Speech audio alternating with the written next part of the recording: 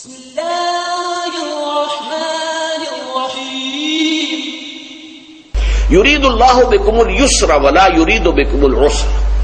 اللہ تمہارے ساتھ آسانی چاہتا ہے، سختی نہیں چاہتا۔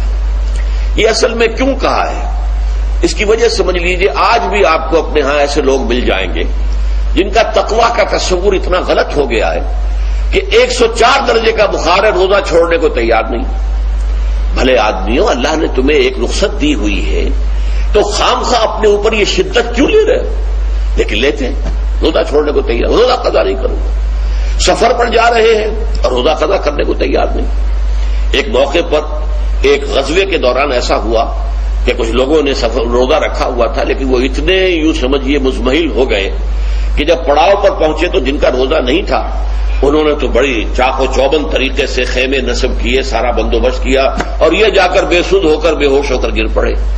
تو حضور نے فرمایا ان کو دیکھ کر، لیس من البر الصیام فی السفر، سفر میں روزہ رکھنا یہ کوئی نیکی کا کام نہیں ہے، یہ نیکی کا غلط تصور ہے کہ جو تم نے اپنے اختیار کر لیا۔ یہ تمہارے اندر تشدد پسندی پیدا ہو رہی ہے۔ دین کے احکام میں جو مقصد ہے وہ کیا ہے؟ یرید اللہ بکم اليسر ولا یرید بکم العسر۔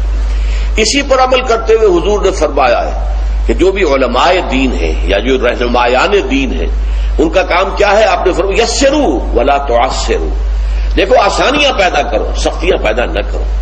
دین میں سختیاں پیدا کرنا بھی وہ اسر اور اغلال بن جاتا ہے کہ جس کو رفع کرنے کے لیے اور جس سے لوگوں کو، یہودیوں کو اور تمام اہل کتاب کو نجات دینے کے لیے اللہ تعالیٰ نے اپنے رسول محمد صلی اللہ علیہ وسلم کو بھیجا۔ وَيَضَعُ عَنْهُمْ إِصْرَهُمْ وَالْأَغْلَالَ الَّتِي كَانَتْ عَلَيْهِمْ، کہ جہاں وہ نیکی کا حکم دیتے ہیں، بدی سے روکتے ہیں، پاکیزہ چیزوں کو حلال ٹھہراتے ہیں اور خبیث چیزوں کو، ناپاک چیزوں کو حرام قرار دیتے ہیں، وہیں وہ لوگوں کے اوپر سے وہ بوجھ بھی ختم کرتے ہیں کہ جو انہوں نے خام خواہ اپنے اوپر لاد لیے۔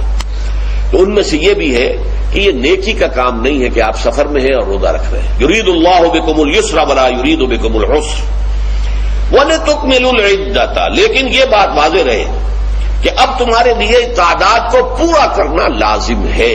یہ نہیں ہے کہ آپ اس کی جگہ پر فدیہ دے دیں تو بات پوری ہو جائے گی، نہیں۔ روزے کی تعداد، آپ کے رمضان میں 2 روزے 3 روزے چھوٹ گئے بیماری کی وجہ سے، ٹھیک ہے، لیکن دوسرے دنوں میں اس کی قضا دینی لازم ہے۔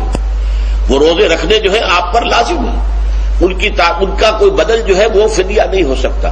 البتہ یہ نوٹ کر لیجئے، یہ حکمت نبوی ہے کہ یہاں اگرچہ وہ فدیے کا حکم جو ہے گویا کہ بظاہر قرآن مجید کے الفاظ سے محسوس ہوتا ہے کہ مطلقاً منسوخ ہو گیا، لیکن حضور نے اس کو خاص حالتوں میں باقی رکھا ہے۔ کوئی شخص اتنا بوڑھا ہو چکا ہے یا خاتون اتنی بوڑھی ہو چکی ہے کہ دن بھر کا فاقہ جو ہے اس میں اندیشہ ہے کہ کہیں ہلاک نہ ہو جائے۔